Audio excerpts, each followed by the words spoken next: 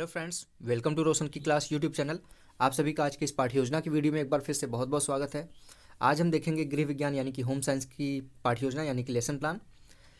तो चलिए दोस्तों शुरू करते हैं आज की वीडियो। यहाँ पे आप देख सकते हैं पाठ्य योजना संख्या लिखा गया है सबसे ऊपर बीचों बीच। जिस पेज से आप पाठ्य योजना बनाना स्टार्ट करेंगे उस पेज पर आप बीचों बीच इस तरीके से पाठ्य योजना संख्या लिख दीजिएगा।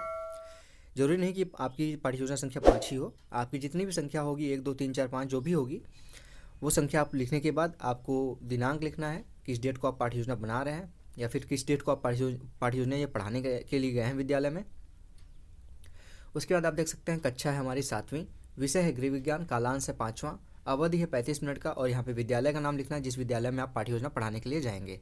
उसके बाद आपको प्रकरण लिखना है। प्रकरण यहाँ पे आप देख लीजिए, गृह शिल्प का अर्थ, क्षेत्र तथा महत्व है। प्रकरण श्यामपट पे आप जब लिखेंगे तो प्रकरण लिख के बाकी उसका नाम अभी नहीं लिखेंगे, नाम आपको प्रस्तावना प्रश्न के द्वारा जब आप अपना प्रकरण निकलवा लेंगे बच्चों से तब श्यामपट पे आपको प्रकरण का नाम लिखना होता है। अब इसके बाद आता है सामान्य उद्देश्य। आपको हेडिंग लिखना है सामान्य उद्देश्य। सामान्य उद्देश्य के अंतर्गत आपके विषय को पढ़ाने से बच्चों में किन किन चीज़ों का आपको विकास करना है, उनकी किन रुचियों का आपको विकास करना है उसके बारे में यहाँ पे सामान्य उद्देश्य के अंतर्गत कम से कम 4 से 5 पॉइंट और मैक्सिमम 8 से 10 पॉइंट लिखना होता है। पहला पॉइंट देख लीजिए, यहाँ पे छात्राओं के ऊपर ये दर्शाया गया क्योंकि गृह विज्ञान ज़्यादातर छात्राएं ही लेती हैं, तो यहाँ पे छात्राओं को के संदर्भ में ही यहाँ पे सारी सामान्य उद्देश्य को लिखा गया है। यहाँ पे देख लीजिए, पहला पॉइंट है छात्राओं को गृह प्रबंध के नियमों से परिचित कराकर पारिवारिक सदस्यों का सर्वांगीण विकास करने के योग्य बनाना। दूसरा पॉइंट है छात्राओं में घर को व्यवस्थित ढंग से चलाने का कौशल विकसित करना। तीसरा पॉइंट है छात्राओं को गृह विज्ञान के विस्तार पूर्वक अध्ययन से अवगत कराकर कुशल गृहिणी बनाना। चौथा पॉइंट है छात्राओं को गृह शिल्प का पूर्ण रूपेण ज्ञान देकर पारिवारिक जीवन को सुखमय बनाने में सक्षम करना। और पांचवा यहाँ पे पॉइंट है छात्राओं में आत्मनिर्भरता एवं उत्तरदायित्व की भावना विकसित करना। अब आपका अगला हेडिंग आता है विशिष्ट उद्देश्य। विशिष्ट उद्देश्य को आप इस तरीके से कॉलम बना के भी लिख सकते हैं, डायरेक्ट भी आप विशिष्ट उद्देश्य में कम से कम 3-4 पॉइंट लिख सकते हैं।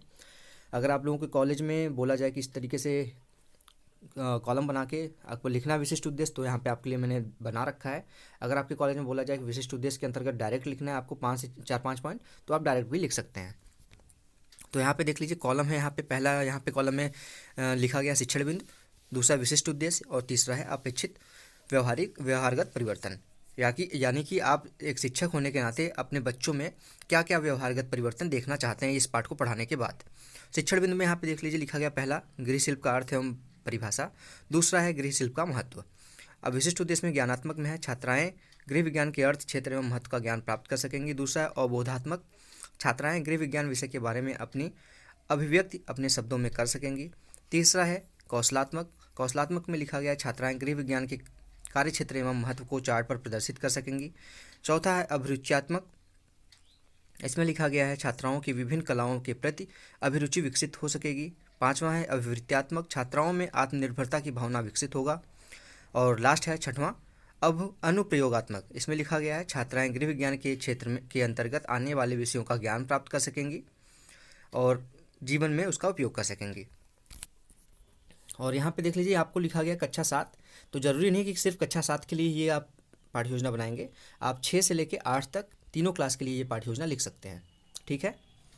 अब यहाँ पे आता है इसके बाद सहायक सामग्री। सहायक सामग्री में देख लीजिए लिखा गया है कक्षोपयोगी समस्त सामग्री, चौक, डस्टर, संकेतक, क्लपेट, श्यामपट। उसके बाद गृह विज्ञान से के क्षेत्र एवं महत्व को प्रदर्शित करता चार्ट। पूर्व ज्ञान है, छात्राएं गृह विज्ञान के विषय में सामान्य जानकारी रखती हैं। अब आपको लग रहा होगा कि यहाँ पे मैं काफ़ी तेज़ी से ये पाठ्य योजना बताते चला जा रहा हूँ क्योंकि ये पाठ्य योजना थोड़ी सी लंबी है। गृह विज्ञान की पाठ्य योजनाएँ ज़्यादातर लंबी होती हैं, यानी पाठ्य योजनाओं से बड़ी होती हैं। तो अगर इसको मैं तेज़ी से नहीं बताऊंगा तो ये वीडियो 20 मिनट की हो जाएगी और मैं नहीं चाहता कि कोई भी वीडियो मेरी बने जो वो 10 से 12-13 मिनट से ज़्यादा हो जाती हैं कुछ वीडियो, लेकिन ज़रूरी यही है कि आपका कम समय में आप ज़्यादा उपयोग कर सकें। तो देख लीजिए अब यहाँ पे लिखा गया प्रस्तावना प्रश्न। प्रस्तावना प्रश्न में आपको 2 कॉलम यहाँ पे बनता हुआ दिखेगा। आप इसको 3 कॉलम में, अगर आपके कॉलेज वाले कहते हैं तो 3 कॉलम में भी आप इसको बना सकते हैं।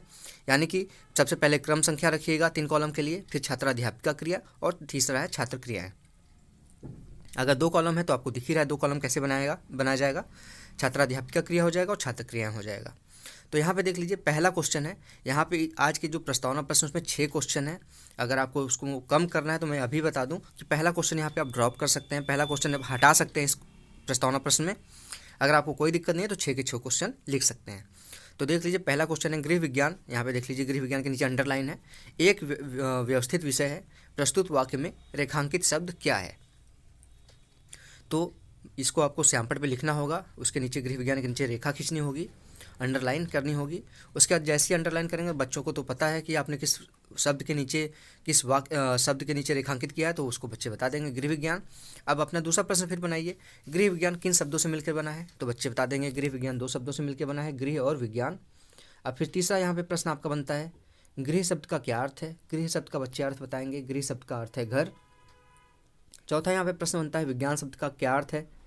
चौथा प्रश्न का उत्तर बच्चे देंगे, विज्ञान शब्द का अर्थ है व्यवस्थित ज्ञान।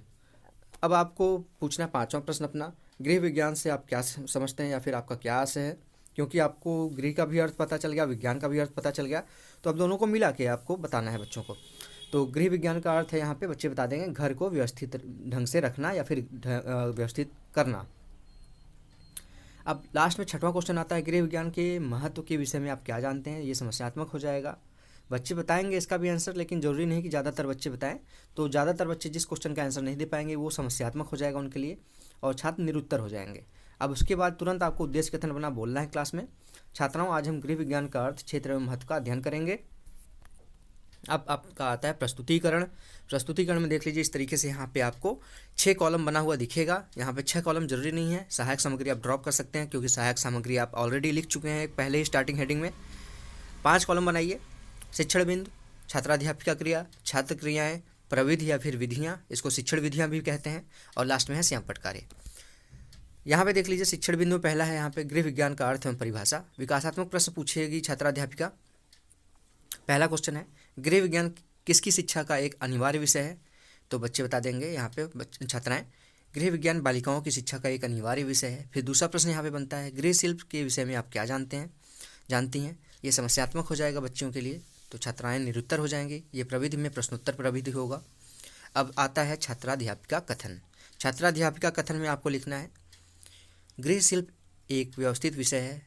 यह विषय मुख्य रूप से बालिकाओं की शिक्षा का अनिवार्य विषय है। इस विषय को एक उपयोगी तथा सामान्य घरेलू जीवन के लिए महत्वपूर्ण माना जाता है। गृह का अर्थ होता है घर। घर वह स्थान है जहाँ हम सभी अपना जीवन व्यतीत करते हैं। विज्ञान का अर्थ है सैद्धांतिक अध्ययन।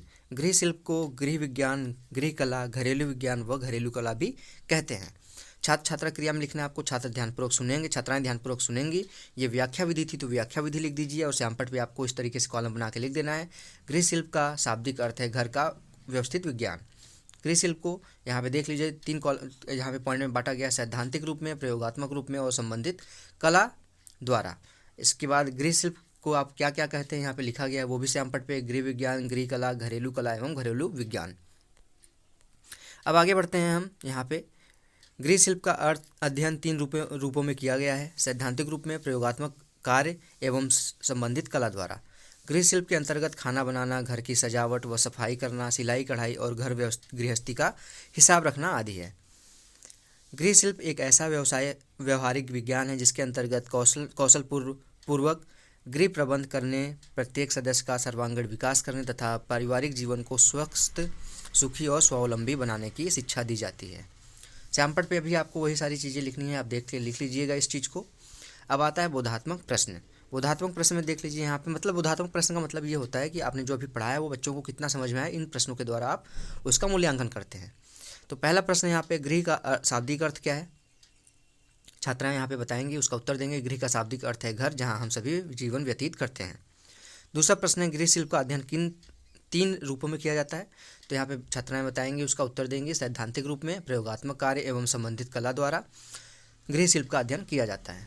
तीसरा प्रश्न फिर यहाँ पे बनता है, गृह शिल्प के अंतर्गत क्या क्या चीज़ें आती हैं। तो बच्चे यहाँ बताएंगी, गृह शिल्प के अंतर्गत खाना बनाना, घर की सजावट व सफाई करना, सिलाई कढ़ाई और घर गृहस्थी का हिसाब किताब रखना है। ये प्रश्नोत्तर विधि थी, तो प्रविधि के अंतर लिख दीजिए प्रश्नोत्तर विधि। अब आता है आपका चौथा क्वेश्चन यहाँ पे, गृह शिल्प के अन्य नाम बताइए। तो गृह शिल्प के अन्य नाम बता देंगे बच्चे यहाँ। गृह शिल्प को गृह विज्ञान, गृह कला, घरेलू विज्ञान एवं घरेलू कला के नाम से जाना जाता है। अब आता है शिक्षण बिंदु में दूसरा पॉइंट, गृह शिल्प का महत्व। विकासात्मक प्रश्न फिर से पूछेंगे आप यहाँ पे, गृह शिल्प का ज्ञान किसके लिए अत्यंत आवश्यक है। तो बच्चियाँ बताएंगे, गृह शिल्प का ज्ञान बालिकाओं, महिलाओं व घर के सभी सदस्यों के लिए आवश्यक है। दूसरा प्रश्न फिर यहाँ पे विकासात्मक है, गृह शिल्प का हमारे जीवन में क्या महत्व है, तो छात्राएं निरुत्तर हो जाएंगी। ये हो जाएगा उनके लिए समस्यात्मक प्रश्न। ये प्रविधि में लिखिए इसको प्रश्नोत्तर विधि। अब उसकी व्याख्या करेंगी यहाँ पे छात्राध्यापिका कथन लिखिए हेडिंग इस तरीके से। उसके बाद लिखना है, गृह शिल्प की शिक्षा का महत्व है समृद्ध तथा सुखी जीवन जिसकी प्राप्ति के लिए वह विभिन्न विज्ञानों व कलाओं का ज्ञान व उसके प्रयोगात्मक पहलुओं पर बल देती है। छात्राएं ध्यानपूर्वक सुनेंगी। व्याख्या विधि थी। उसके बाद यहाँ पे आप गृह शिल्प का महत्व लिखिए यहाँ पे श्यामपट्ट पे, सारी चीज़ें इस तरीके से पॉइंट वाइज करके लिख दीजिए। यहाँ पे वही चीज़ें हैं लिखी गई हैं श्यामपट्ट पे जो आप अभी बताएंगे क्लास में। पहला पॉइंट है घरेलू व्यवसाय को व्यवस्थित करने तथा परिवार को आर्थिक संकट से बचाने के उपायों की जानकारी प्रदान करना। दूसरा पॉइंट है बालिकाओं को प्राथमिक चिकित्सा तथा गृह परिचर्चा का सैद्धांतिक एवं व्यवहारिक ज्ञान प्रदान करना। तीसरा है समय का सदुपयोग एवं श्रम की बचत। उसके बाद आता है आपका चौथा पॉइंट पारिवारिक बजट को बनाने में पारिवारिक व्यय की बचत। पांचवा पॉइंट है अनेक व्यवसायों का ज्ञान। छठवां पॉइंट है सौंदर्यात्मक ज्ञान में वृद्धि करना। सातवां पॉइंट है आधुनिक उपकरणों का ज्ञान व देखरेख करना। नौवां पॉइंट है आदर्श गुणों का विकास करना। यही सारी चीज़ें आपको श्यामपट्ट पे भी लिखनी होती हैं। अब फिर से आता है आपका बोध प्रश्न। बोध प्रश्न में देख लीजिए यहाँ पे लिखा गया पहला प्रश्न, गृह शिल्प की शिक्षा का क्या महत्व है, तो बच्चियाँ बताएंगी। उत्तर, समृद्ध तथा सुखी जीवन की प्राप्ति के लिए विशेष महत्वपूर्ण है इसका। दूसरा प्रश्न फिर यहाँ पे बनता है, गृह शिल्प के कोई 5 महत्व बताइए, तो यहाँ पे उसका उत्तर आप बताएंगे, बच्चियाँ बताएंगी। आदर्श गुणों का विकास करना, आधुनिक उपकरणों की देखरेख एवं रखरखाव करना, समय का सदुपयोग करना, पारिवारिक बजट बनाना और श्रम की बचत करना। तीसरा प्रश्न फिर यहाँ पे बनता है, बालिकाओं को किसका ज्ञान प्रदान करना चाहिए, तो बालिकाओं को प्राथमिक चिकित्सा एवं गृह परिचर्चा का ज्ञान प्रदान करना चाहिए। इसके बाद प्रविधि में लिखिए प्रश्नोत्तर विधि। अब यहाँ पे आपका प्रस्तुतिकरण खत्म होता है। अब आता है मूल्यांकन का प्रश्न। मूल्यांकन के प्रश्न में आपके ऊपर है किस तरीके के आप प्रश्न बनाना चाहते हैं। यहाँ पे दीर्घ उत्तरी पहला प्रश्न है, गृह शिल्प किसे कहते हैं, गृह शिल्प का अध्ययन किन 3 रूपों में किया जाता है। दूसरा प्रश्न है, गृह शिल्प का महत्व बताइए। अब उसके बाद आता है आपका लघु उत्तरी प्रश्न। लघु उत्तरी प्रश्न में आपको देख लीजिए यहाँ पे 2 प्रश्न पूछा गया है। पहला है गृह शिल्प का व्यावसायिक महत्व बताइए और दूसरा है गृह शिल्प की एक व्यवस्थित परिभाषा दीजिए। अब उसके बाद आता है रिक्त स्थानों की पूर्ति कीजिए। यहाँ पे 4 क्वेश्चन रिक्त स्थानों की पूर्ति में दिया गया है। पहला है गृह शिल्प को गृह शिल्प एवं गृह कला डैश डैश डैश नामों से भी जाना जाता है। दूसरा है गृह शिल्प आहार तथा डैश डैश डैश संबंधित ज्ञान प्रदान करता है। तीसरा प्रश्न है प्राथमिक चिकित्सा एवं गैप है फिल करना है यहाँ पे का हमारे जीवन में विशेष महत्व है। और चौथा है इसकी शिक्षा प्राप्त करने वाली महिलाएं फिल इन द ब्लैंक्स में भी पदार्पण कर सकती हैं। अब इसके बाद लास्ट आता है हेडिंग आपका गृह कार्य। लेसन प्लान का लास्ट हेडिंग यानी कि पाठ्य योजना का लास्ट यहाँ पे जो हेडिंग होता है वो होता है गृह कार्य। गृह कार्य बच्चों को कार्य दिया जाता है घर से करके लाने के लिए। तो यहाँ पे देख लीजिए कार्य दिया गया है, अपने परिवार में होने वाले, पहला क्वेश्चन है, अपने परिवार में होने वाले कार्यों का विश्लेषण करके बताइए कि उसमें गृह विज्ञान किस प्रकार उपयोगी है। और दूसरा प्रश्न यहाँ पे है, कुछ वृद्धों को गृह विज्ञान का महत्व समझाइए। तो ये हो गया आपका आज का पाठ्य योजना। लेसन प्लान यहाँ पे समाप्त होता है। आशा करता हूँ आप लोगों को आज का लेसन प्लान पसंद आया होगा। दोस्तों, अगर आपको आज की ये video lesson plan home science का पसंद आया तो प्लीज़ इस वीडियो को लाइक करिएगा, अपने अन्य दोस्तों के साथ इस वीडियो को शेयर करिएगा जिसको आपको लगे कि गृह विज्ञान के पाठ्य योजना की ज़रूरत है। काफ़ी डिटेल पाठ्य योजना थी। आशा करता हूँ आप लोगों को ज़रूर ये पसंद आई होगी। और अगर कोई कमी लगी हो तो मुझे कमेंट बॉक्स में ज़रूर बताइएगा कि इस वीडियो में क्या कमी थी, जिससे मैं अन्य आने वाली वीडियोज़ में इस चीज़ को मैं सुधार कर सकूँ और आप लोगों तक एक अच्छी पाठ्य योजना पहुंचा सकूं। तो फ्रेंड्स, अगर अभी तक आपने रोशन की क्लास यूट्यूब चैनल को सब्सक्राइब नहीं किया है तो नीचे लाल कलर का सब्सक्राइब बटन होगा, उस पर क्लिक करके सब्सक्राइब कर लीजिए और साथ ही साथ बेल आइकन यानी कि घंटे के बटन को दबा दीजिए, जिससे मैं कोई वीडियो यहाँ पे इन्फॉर्मेटिव वीडियो ही डालता हूँ उसकी नोटिफिकेशन आप तक पहुँचती रहे। तो फ्रेंड्स, मिलते हैं नेक्स्ट वीडियो में। तब तक के लिए आप लोगों का बहुत बहुत धन्यवाद। जय हिंद, वंदे मातरम।